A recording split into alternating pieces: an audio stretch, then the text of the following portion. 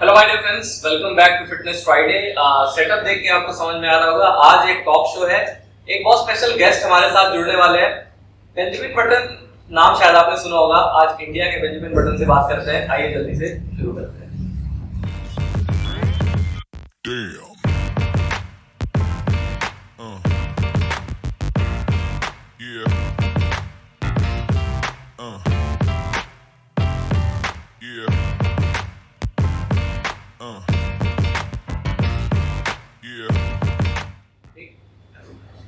Welcome back guys.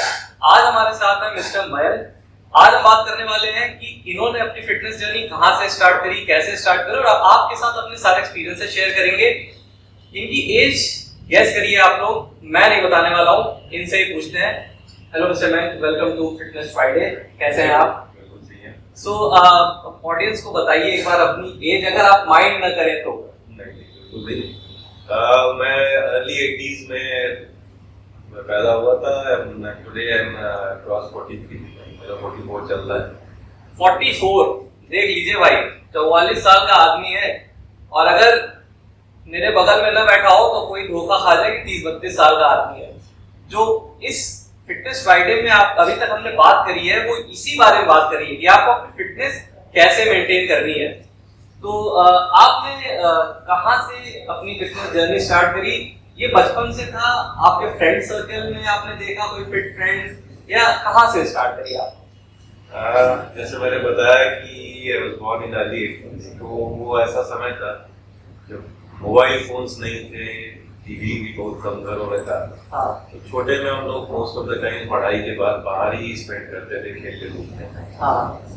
और अगर आप इंसिडेंट की बात बोलिए तो मुझे याद है कि when I was in class 6 हम लोग के स्कूल में एक इंटर स्कूल टूर्नामेंट होता था। मेरा नेचर थोड़ा सा इंट्रोवर्ट है, मैं शाई नेचर हूँ। उस टूर्नामेंट में मैंने पार्टिसिपेट किया था और कुछ मेडल्स मैंने स्प्रिंट में, रेस में जीते थे। उसके बाद मेरे फ्रेंड्स ने जो अप्रिसिएशन मिला, और उसके बाद से मैं उसे थोड़ा सा प्रोफेशनल बन गया और फिर मैं स्पोर्ट्स में धीरे धीरे बढ़ने लगा और काफी आगे तक जो गया। स्पोर्ट्स में फेवरेट बोलिए तो मेरा फुटबॉल है। काफी दिनों तक मैं खेला, डिस्ट्रिक्ट लेवल तक भी खेला। अच्छा, वाह, वेरी नाइस। सो देखिए, जो कहा जाता है ना कि अच्छी आदतें जो आपके पास होती हैं वो एक कम उम्र से ही आपके साथ रहती हैं। तो जैसा कि यहाँ पे मयंक जी ने बताया कि 6th या 7th क्लास में उन्होंने ये एक्सप्लोर किया कि उनका एक्टिविटीज जो सॉकर है उनको खेलना बहुत पसंद है, और तब से लेके वो डिस्ट्रिक्ट लेवल तक गए। एक अच्छे खासे लेवल तक उन्होंने इस स्पोर्ट्स को परस्यू किया। राइट नाउ आप वर्कआउट कर रहे हो, जिम में आप काफी टाइम से वर्कआउट कर रहे हो। कितना टाइम हो गया लगभग आपको वर्कआउट करते हुए? अराउंड यहाँ पे जॉब स्टार्ट की थी 2022 से, तो around more than 15 years. More than 15 years guys, आप समझ रहे हो, 15 साल से ज्यादा हो गए इनको वर्कआउट करते हुए। यही होता है कंसिस्टेंसी, जो हमेशा हम बात करते हैं। ये कोई प्रोसेस ऐसा नहीं है कि आपको क्विकली रिजल्ट आता है, आपको मेहनत करनी पड़ती है, डेडिकेशन के साथ लगातार काम करना पड़ता है। सो कोई ऐसा जैसे कोई बिगिनर है, आपने भी कहीं से शुरुआत करी होगी, तो जो बिगिनर्स देख रहे हैं उनको कुछ ऐसा बताइए, जब आपने स्टार्ट किया तो ऐसी कौन सी गलतियां थी जो आपने करी थी और आप नहीं चाहते कि बिगिनर्स भी वो गलती दोहराए? मैं बस यही कहना चाहूंगा कि जब भी आप शुरू करो, आजकल तो काफी जिम्स और प्रॉपर गाइडेंस है, तो गाइडेंस के अंदर करें। मैंने गलती यही की कि स्टार्टिंग में चीजों को ओवरडू किया, क्योंकि लैक ऑफ नॉलेज के कारण मुझे प्रॉपर गाइडेंस नहीं था। तो ये था मन में कि ज्यादा करेंगे तो ज्यादा बॉडी बनेगी, ये सब दिक्कतें होती, जो बाद में प्रॉब्लम हुई मेरे साथ। अच्छा, मतलब ये ओवर ट्रेनिंग की बात कर रहे हैं। जहाँ भी आपको जिस भी मसल के ऊपर वर्कआउट परफॉर्म कर रहे हो उसको ओवर ट्रेन मत करो। ये मत सोचो कि एक दिन में ही सब कुछ कर लोगे आप तो बॉडी जल्दी बन जाएगी। तो क्या नुकसान हुआ इसकी वजह से आपको? कुछ मसल्स इंजरीज हुई थी। अच्छा, इंजरीज हो गई आपको इस वजह हो गई थी, और क्योंकि रिकवरी हो नहीं पाती होगी तो इसकी वजह से। देखिए, रिकवरी का भी बहुत ध्यान देना है आपको। मैं अपने वीडियो से पहले बता चुका हूँ, रिकवरी वर्कआउट ठीक है, अच्छी बात है, रिकवरी पे ध्यान दीजिए, वरना इंजरी के चांसेस होते हैं। और फिर रिकवरी, अब जब ये टॉपिक उठ ही गया है तो रिकवरी के बाद जब आपने दोबारा स्टार्ट किया तो कैसे? कई लोग होते हैं कि मतलब बिल्कुल रोक दिया, फिर बिल्कुल पहुंचे और सीधा फिर वेट्स उठाना स्टार्ट कर दिया। तो थोड़ा बताइए कि रिकवरी का फेज जो था आपका इंजरी के बाद, वो आपने कैसे अपने वर्कआउट को दोबारा स्टार्ट किया? मेरी एक वही वर्कआउट के समय मेरी लिगामेंट नी में जो लिगामेंट इंजरी हुई, तो डायग्नोसिस का ये पता है कंप्लीट ईयर हॉस्पिटल था। फाइनली उसका सोल्यूशन वही था कि उसका मुझे ऑपरेट करवाना पड़ा। ऑपरेशन के बाद जो है मुझे मतलब अराउंड 1 मंथ जो है फिजियोथेरेपी प्लस ड्रग्स लेके मुझे चलना पड़ता था। वो पोजीशन था जब मुझे लगा था कि मैं फिर इससे रिकवर नहीं कर पाऊंगा। धीरे धीरे और प्रॉपर गाइडेंस में चीजें चलती रही और विदिन 9 मंथ्स मैं नहीं चलना शुरू कर दिया, बाकी सारे स्पोर्ट्स और फिर से जिम जो है स्टार्ट कर पाया। मतलब सर्जरी हुई, आप क्लच के सपोर्ट से चल रहे थे, आपने गिव अप तक करने की सोची, लेकिन आपने प्रॉपर गाइडेंस की बात करी थी कि गाइस बहुत बार होता है कि लोग कहते हैं जी हमें ट्रेनर की जरूरत नहीं है, मेरा तो दोस्त बता देगा या मैं तो जी रील देख के सीख जाऊंगा। ऐसा नहीं होता। अगर आप शुरू कर रहे हो, बिगिनिंग में ही इनको इंजरी शुरू कर रहे हो, एक गाइडेंस जरूर रखो। अगर आपको कहीं और गाइडेंस नहीं मिलती, चैनल के वीडियोस को ही देखते रहो, आपको अच्छी खासी नॉलेज यहीं से मिल जाएगी। तो आपने बताया कि आप ऑलमोस्ट गिव अप करने वाले थे, तो दोबारा वो मोटिवेशन आप कहाँ से लेकर आए अपने अंदर की नहीं यार मेरे को करना है, मेरे को अपने फिर से चलना है, फिटनेस दोबारा मेंटेन करनी है। ये एक सबसे बड़ी चीज है, वो मोटिवेशन जो सेल्फ मोटिवेशन होता है, वो आप कहाँ से लेकर आए? वो था क्योंकि मैं बता देता हूँ पहले से ही छोटे से ही मुझे जो है स्पोर्ट्स और ये सब का फिटनेस का, अब मेरा गोल कभी भी मतलब फिटनेस है, बोलिए कि मेरी लाइफस्टाइल ही फिटनेस है। हाँ, तो वो लाइफस्टाइल ही फिटनेस है और मैं इससे हट निकाला नहीं पड़ता। तो मैं उसके लिए वही मुझे मोटिवेट करता है कि नहीं मुझे वापस आना है, वापस इस फील्ड में फिर से करना है। एक बहुत फेमस कोट मैंने भी पढ़ा था कि fitness is not a hobby, it's a lifestyle. और आपके सामने एक एग्जांपल बैठा हुआ है कि इन्होंने गिव अप इसलिए नहीं किया क्योंकि ये एक इनकी लाइफस्टाइल जिनको नहीं पसंद था कि यार मैं किसी के सपोर्ट लेके चलूं या मैं बेड रिडन रहूं, बिस्तर पे पड़ा रहूं, खुद को ही नहीं अच्छा लग रहा था। तब इन्होंने खुद को मोटिवेट किया और आज आप सामने देख सकते हो, अब ये प्रॉपर वेट ट्रेनिंग कर रहे हैं, बिना किसी प्रॉब्लम के डे टू डे अपनी एक्टिविटीज भी परफॉर्म कर रहे हैं। सो आप एक वर्किंग प्रोफेशनल है जैसा आपने बताया, तो आप अपने डे टू डे एक्टिविटीज में फिटनेस को किस तरीके से जो है रखते हैं? क्योंकि ऑब्वियसली आपकी एक फैमिली है जिसको टाइम देना है, जॉब है जिसको टाइम देना है। कई लोगों से मैं मिलता हूँ, यही होता है कि भाई जॉब किया, अब जो है फैमिली को टाइम देना है तो अपने लिए टाइम नहीं निकलता। तो कैसे आप अपने लिए यहाँ पे टाइम निकालते हैं? भगवान ने एक दिन में जो 24 आवर्स 24 घंटे दिए हैं, हाँ, मैनेज आपको करना है। वह अपना बताऊं तो मैं एक एयरक्राफ्ट इंडस्ट्री में काम करता हूँ और मेरी जॉब जो है 8 to 4 है, ओवर स्टे भी करना पड़ता है 5-5:30 तक। तो आई वोक अप इन 6 o'clock, सुबह 6 बजे उठता हूँ, फ्रेश होता हूँ, 10-15 मिनट्स का मेडिटेशन करता हूँ। उसके बाद फिर अपना प्रॉपर वही रेडी होना, ऑफिस के लिए आना, लंच आना, फिर वापस ऑफिस जाना। शाम को आके मैं जब घर आता हूँ, मेरी बेटी है छोटी है, वो खेलने चले जाती है, भाई भी अपना भी, तो वो मैं 10-15 मिनट में चेंज करके मैं जिम के लिए जल्दी से चला जाता हूँ और 1-1.5 मतलब मिनिमम 1.5 आवर्स जो है वर्कआउट करके वापस आता हूँ। फिर घर के काम, बच्चों को पढ़ाना और फिर अपना जो है फिर सोने का प्रॉपर टाइम। तो इस तरह से मैं अपनी चीज़ों को मैनेज करता हूँ। ये मेरा 5 days a week रहता ही है। सैटरडे को एंड संडे को मैं ब्रेक लेता हूँ, रेस्ट लेता हूँ। हाँ, तो आप देखिए कि फैमिली को भी टाइम देना है, आपको बच्ची को पढ़ाना है, वो खेलने जा रही है, सपोर्ट करना है, घर आके भी अपनी वाइफ के साथ भी भाई आपको टाइम स्पेंड करना होता है, उसके साथ मैनेज करना। एक्सक्यूज मत दीजिए, डेडिकेशन अगर आपके अंदर है, अगर आपके अंदर वो फिटनेस का कीड़ा है, आप टाइम निकालो। जैसा इन्होंने कहा 24 घंटे ही होते हैं सबके लिए दिन में, आपको उसमें से मैनेज करना है। सो अब आगे बात करते हैं कि कई बार आपने बताया कि 5 दिन तो आपका रूटीन फिक्स है भाई। सब लोग ये चीट मील का बड़ा एक इंस्टाग्राम हर जगह पे ये बात होती है, तो आप मतलब कैसे प्लान करते हो चीट मील? कई लोग वीक में 1 दिन रखते हैं, कई लोग महीने में 1 दिन रखते हैं, तो आप कैसे प्लान करते हो किसी चीज को? सेम वे, मतलब मैं सैटरडे और संडे या संडे को मैं अपना चीट मील लेता हूँ, लेकिन साथ में यही बोल रहा है उसके लिए कभी मैं गिल्टी फील नहीं करता हूँ। हाँ, अगर मैं उसे एंजॉय करता हूँ कि चलो मैंने अपना जो फेवरेट फूड एंजॉय किया। मैं बता दूँ मेरा फेवरेट फूड है छोले भटूरे। क्या बात है। तो वो हाँ, अब मुझे ये पता है कि उस छोले भटूरे खाने का मेरा नेक्स्ट मील जो रहेगा वो हेल्दी मील रहेगा। हाँ। और वो कंटिन्यूस मेरा अनदर 5-6 days चलेगा। हाँ। इसमें मैं फिर उसको नहीं डिस्टर्ब करता हूँ। सही बात है। तो यहाँ पे जैसे कि यहाँ पे मिस्टर मयंक ने बताया कि अपनी मील जब आप चीट मील ले रहे हो ना तो गिल्टी मत फील करो, उसे खाओ। क्योंकि देखो आप 6 महीना अगर कंटिन्यू एक स्ट्रिक्ट डाइट पे हो ना तो उसके बाद अगर आप चीट करोगे तो आप रुक नहीं पाओगे। मतलब आप फिर ये मान के चलो महीने भर 2 महीने आप खाते जाओगे, फिर उसके बाद पता चला कि आपकी बॉडी जो आपने 6 महीने में अचीव की थी सब बराबर। तो हफ्ते में, महीने में, 15 दिन में आप अपनी चीट मील प्रिपेयर करिए, बॉडी को जो चाहिए वो दीजिए। कभी आपका केक खाने का मन है, छोले भटूरे जैसे भैया ने बताया मन है, तो आप खाइए, गिल्टी फील मत करें। लेकिन हाँ, उसको हैबिट मत लाइए, अगली मील आपकी हेल्दी रखिए। तो ये जरूर ध्यान रखिए कि चीट मील ऐसा नहीं कि आपने चालू करी तो बस उसको चलाते जा रहे हो, अगली मील के बारे में आपको सोचना है। अच्छा, कई बार होता है जैसे आपने बताया कि आपकी जो जॉब है भाई कभी स्ट्रेच भी करना है तो ट्रैवलिंग भी होती होगी, और चूंकि यू आर फैमिली मैन तो भाई फैमिली फंक्शंस भी हो जाते हैं। तो कई मेरे ऐसे फ्रेंड्स हैं, कई जानने वाले जो बोलते हैं अक्सर मेरा ट्रैवल रहता है भाई, मैं तो कहाँ जाऊँ, कहाँ जिम ढूंढूं, कहाँ मेरे को घर का खाना मिलेगा, मैं तो जी बाहर ही खा पाता हूँ। तो आप जब ट्रैवल कर रहे हो या किसी फैमिली फंक्शन में हो तो उस समय आप अपनी मील को या अपनी एक्सरसाइज रूटीन को कैसे मतलब मेंटेन करते हो?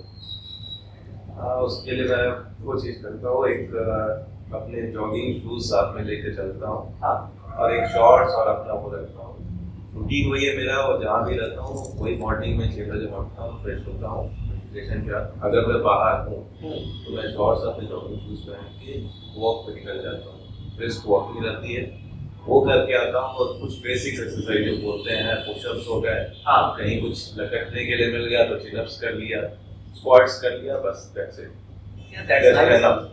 काफी रहता है।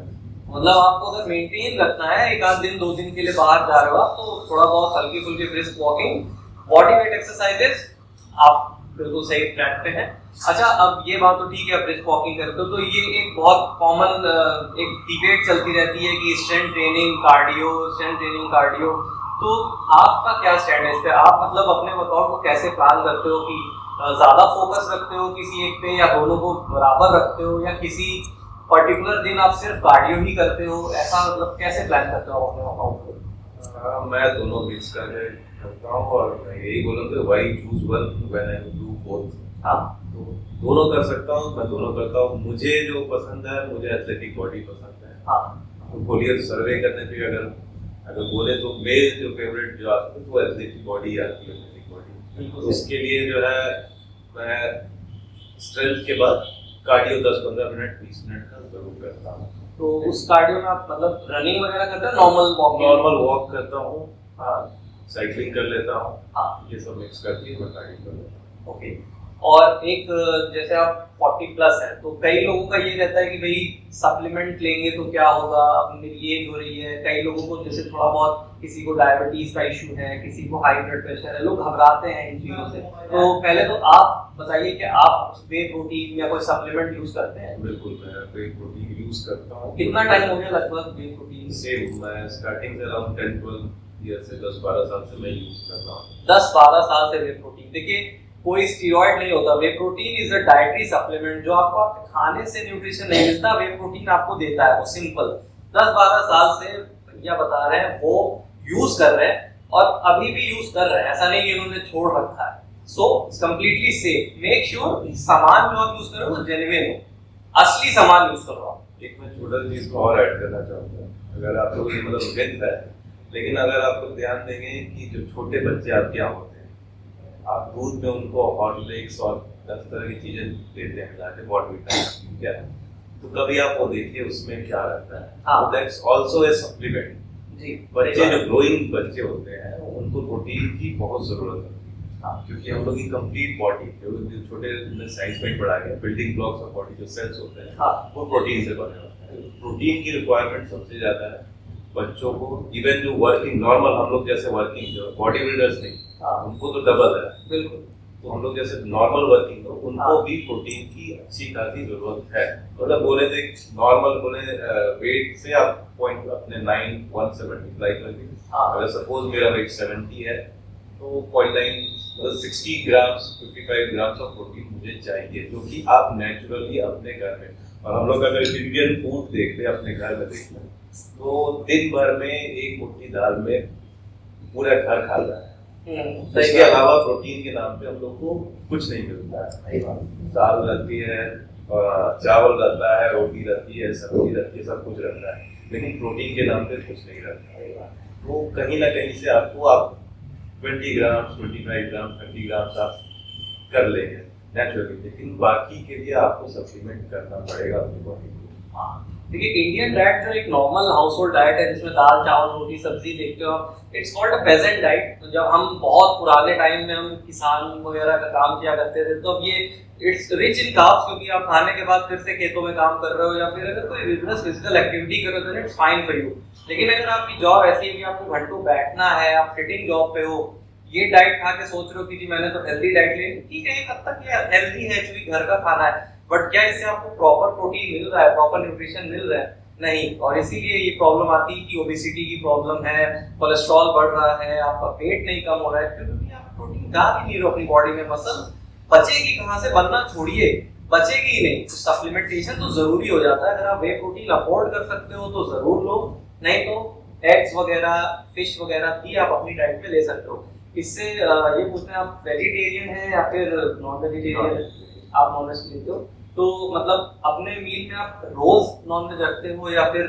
एग्स मैं डेली रखता हूँ। हाँ, एग्स जो है 4 to 5 है, जिसमें एक यूज में करता हूँ, बाकी एक बॉइल्स कर लेता हूँ। हाँ, और एग्स काफी अच्छा सोर्स है, इसमें आपको बहुत बनाने की भी कोई ज्यादा वो नहीं होती प्रॉब्लम। आप बॉइल्ड एग आप हमेशा कैरी भी कर सकते हो और साथ ही साथ अपनी मील में इंक्लूड भी कर सकते हो। बताइए, आप बता रहे थे एग्स के साथ। और बाकी स्प्राउट्स में ले लेता हूँ, और सप्लीमेंट में वही है आपका 1 स्कूप 2 स्कूप ऑफ प्रोटीन। तो इस प्रोटीन और सप्लीमेंट लेते हो वर्कआउट से बाद लेते हो, सुबह लेते हो, कैसे? वर्कआउट के बाद। हमेशा वर्कआउट के बाद? शुरू से आपने वर्कआउट के बाद ही लिया? तो गाइस, वर्कआउट के बाद जो हमारी एनाबॉलिक विंडो होती है, इसके ऊपर बात करेंगे आने वाले वीडियोस में।